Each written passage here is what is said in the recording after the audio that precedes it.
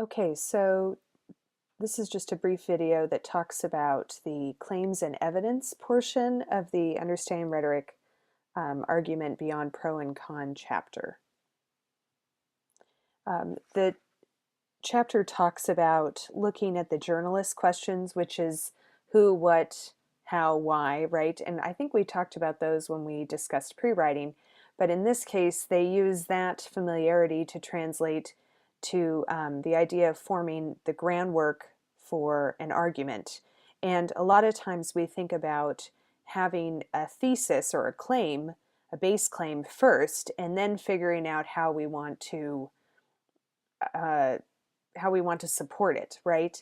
But what is a better way to do it is to really look at all the various facets of something and really think about all the different issues and then try to narrow it down to what would be strongest. So one of the ways in which you would do that would be to look at the facts, circumstances, relationships, and reasons.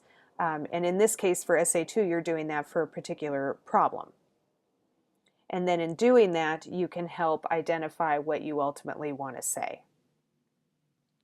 So as you're going through, your journal, and perhaps if you've already gone on the internet and looked at different sources, you want to think about all the various angles that are used to approach a particular problem and be selective about which ones you choose to use. Just because something is a solution or something is discussed as being part of the problem doesn't mean that it ultimately makes it into your paper. It just means that you want to consider it, and if it proves to be useful, then by all means go ahead. But if it doesn't, then leave it out. And remember that as you're making these connections and explaining your problem and solutions, you want to think about whether or not you are creating a path of logic that the reader can follow. Because a lot of times people assume that the reader can read their minds, and if you don't explain every step of the process, then the reader can become lost.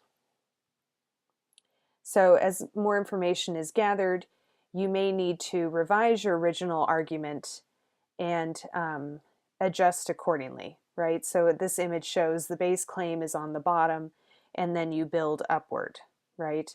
Rather, as a lot of times I think we think, oh, we'll start with the thesis and work our way downward. So keep this image in mind when you're working this week on your essays. And then this is just this is actually your textbook in works cited page format. I just thought it wouldn't hurt to start modeling the works cited entries for you.